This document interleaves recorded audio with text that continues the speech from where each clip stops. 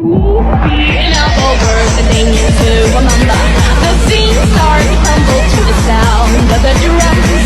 Oh boy, there ain't no need to fight a silent ring. It ain't no big thing, just show her a little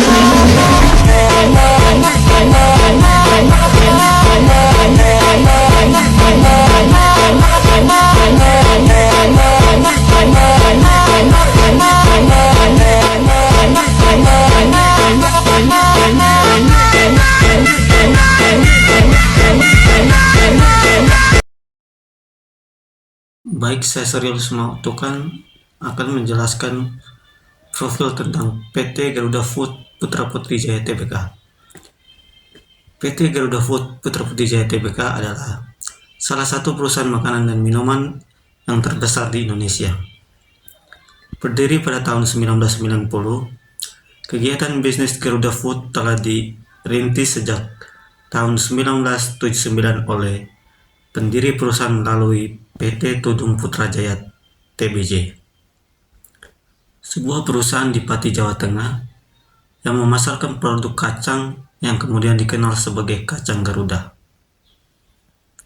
Saat ini Garuda Food memproduksi dan memasarkan produk-produk makanan dan minuman dengan 6 merek terkemuka, yaitu Garuda,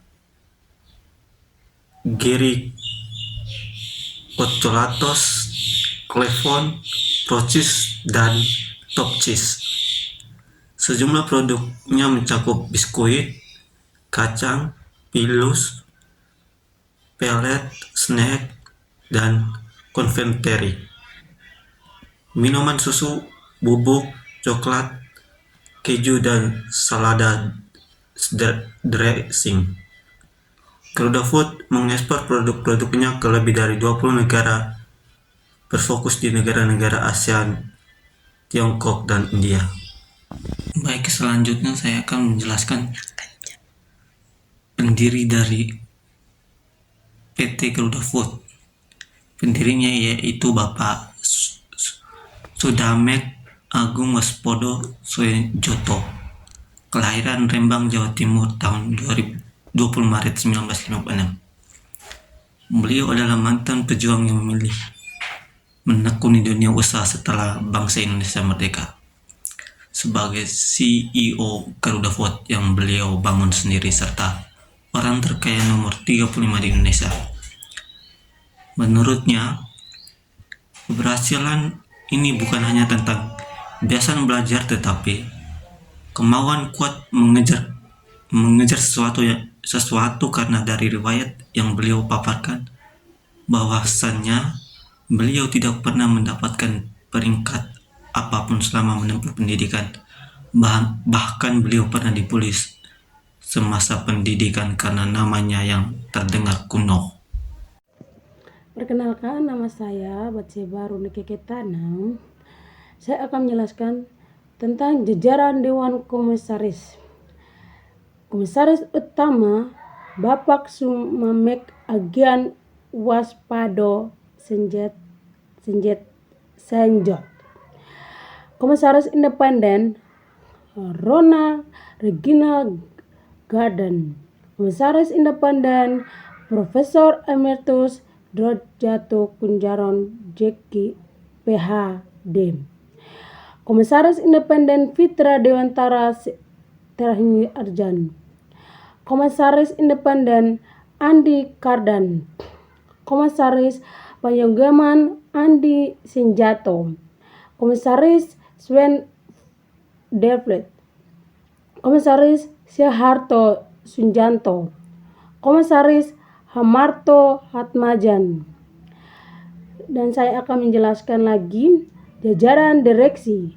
Direksi Utama Bapak Hardianto Atmajan. Direktur Franciscus Joni Segiaton.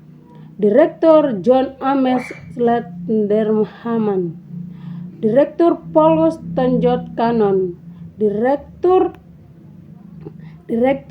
Robert Kardelan Anjad. Direktur Swet Harman.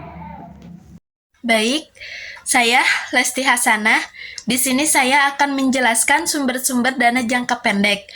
Nah, sumber dana jangka pendek dapat digunakan untuk membiayai manajemen modal kerja yang membutuhkan pembiayaan modal kerja dan bersifat sementara. Prinsip dasar dari sumber dana jangka pendek adalah bentuk perdanaan ini harus dilunasi dalam jangka waktu 1 tahun. Jumlah dana yang tersedia dan biaya dana paling efektif merupakan masalah yang paling penting sebagai dasar penentuan pilihan sumber dana jangka pendek. Nah, tujuan utama perencanaan jangka pendek adalah menjaga likuiditas perusahaan dalam rangka mendukung aktivitas operasional perusahaan. Perusahaan yang berada dalam kondisi yang likuid memiliki kewenangan untuk membayar kewajiban yang sudah jatuh tempo. Hal ini didukung karena perusahaan memiliki dana yang cukup untuk memenuhi kebutuhan jangka pendeknya. Beberapa kewajiban yang harus dipenuhi dalam jangka pendek antara lain: pertama, membayar utang yang sudah jatuh tempo; kedua, gaji bulanan karyawan; ketiga, pajak; dan keempat, kewajiban jangka pendek lainnya yang harus segera dibayar. Kebijakan perdanaan jangka pendek perusahaan berkaitan dengan kondisi likuiditas perusahaan dalam upaya membiayai aktivitas perusahaan. Perusahaan keuangan jangka pendek berkaitan dengan modal kerja perusahaannya. Selanjutnya, terdapat hal-hal yang harus diperhatikan dalam sumber dana jangka pendek antara lain: pertama, biaya yang akan ditimbulkan atau cost; kedua, dampak tingkat kredit atau credit rating effect yang dimana terdapat kemungkinan efek negatif yang ditimbulkan akibat peminjaman dana dalam jangka pendek. Hal ini dapat dilihat dari kredit rating komparasi. Ketiga, resiko yang dapat ditimbulkan terkait jaminan. Keempat, terdapat keterbatasan di mana harus ada pembatasan terkait dengan kebutuhan minimum dari modal netonya. Dan kelima, fleksibilitas yang harus menggambarkan kebutuhan dan jangka pendek secara berkesinambungan guna menjaga kesinambungan modal kerja. Keenam, tergantung pada kondisi pasar uangnya. Ketujuh, inflasi yang terjadi pada tahun berjalan. Kedelapan, kemampuan perusahaan dalam menghasilkan laba dan tingkat likuiditas perusahaannya. Dan yang terakhir, stabilitas operasional dan perusahaan. Adapun jenis pendanaan jangka pendek yang dapat dijadikan pilihan sumber dana antara lain kredit perdagangan, beban yang masih harus dibayar, misalnya pajak dan beban gaji karyawan, kredit pasar uang, pinjaman jangka pendek, wesel bayar, akseptasi bank, surat utang, pinjaman jangka pendek tanpa jaminan, menjaminkan piutang dan persediaan, dan anjak piutang. Dilihat dari sisi rasio likuiditas perusahaan, rasio likuiditas adalah untuk mengukur kemampuan perusahaan dalam memenuhi kewajiban jangka pendek yang telah jatuh tempo. Nah, ini adalah contoh laporan keuangan dari PT Garuda Food Putra Putrajaya Tbk. Bisa kita simpulkan bahwa aktivitas lancar yang dimiliki oleh perusahaan nilainya lebih besar dibanding dengan hutang lancarnya. Oleh karena itu, artinya bahwa keuangan perusahaan tersebut memiliki kemampuan dalam menutup utang jangka pendeknya. Baik, di sini saya akan menjelaskan laporan laba rugi dan penghasilan komprehensif konsolidasian interim PT Garuda Food Putra Putri Jaya Tbk entitas anaknya untuk periode tahun 2019 dan 2020. Untuk penjualan neto, analisis indeks dalam persen yaitu pada tahun 2019 sekitar 100,00% dan pada tahun 2020 yaitu 91,62%. Kemudian untuk beban pokok penjualan pada tahun 2019 100,00% dan pada tahun 2020 95,10%.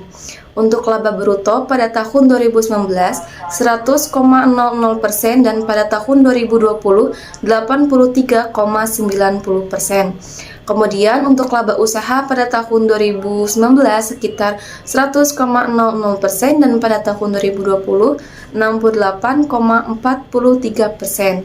Kemudian untuk laba sebelum beban pajak penghasilan pada tahun 2019 100,00% dan pada tahun 2020 60,11%. Kemudian untuk laba periode berjalan pada tahun 2019 100,00% dan pada tahun 2020 50,23%. Nah, selanjutnya yaitu penghasilan rugi komprehensif lain. Total komprehensif periode berjalannya pada tahun 2019 yaitu 100,00% dan pada tahun 2020 26,15%. Kemudian untuk laba periode berjalan yang dapat diatribusikan kepada pemilik entitas induk dan kepentingan non-pengendali, totalnya pada tahun 2019 yaitu 100,00% dan pada tahun 2020 50,23%. Kemudian, total laba komprehensif periode berjalan yang dapat diatribusikan kepada pemilik entitas induk dan kepentingan non-pengendalian, total laba saham dasarnya yaitu pada tahun 2019 100,00% dan pada tahun 2020 59,9%. Untuk kesimpulannya, ketika terjadi peningkatan laba dari tahun ke tahun, aset perusahaan akan meningkat dan lebih baik lagi, baik di aset tetap maupun aset lancar. Karena jika keuntungan atau laba meningkat setiap tahunnya, maka keuntungan atau laba tersebut dapat dibutuhkan untuk melunasi utang bank, membeli bahan baku produksi, dan sebagainya. Kemudian, pada tahun 2020, laba bruto yang tercatat adalah sebesar 1.197.129.028, mengalami penurunan sebesar 83,90% dibandingkan tahun 2019, yaitu 1.308.346.172.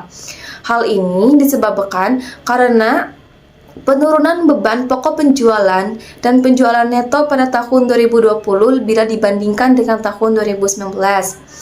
Keuntungan dan kerugian lain-lain, keuntungan lain-lain bersih tahun 2019 berkurang hingga 26,15% dibandingkan tahun 2020, yakni dari 220.596.817 tahun 2019 menjadi 57.695.019.144 pada tahun 2020.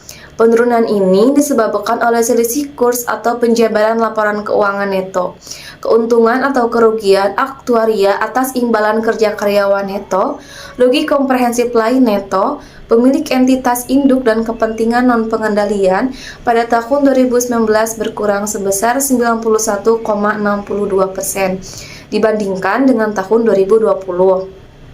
Dari pernyataan di atas, kita mengetahui bahwa yang terjadi pada laporan keuangan pada tahun 2019 dan 2020 ini terjadinya peningkatan aktiva sebesar 5.460.670.236.515 atau sekitar 107,33% pada tahun 2019 sampai 2020. Jika dibandingkan dengan aktiva lancar hanya sekitar 104,41% pada tahun 2019 dan 2020.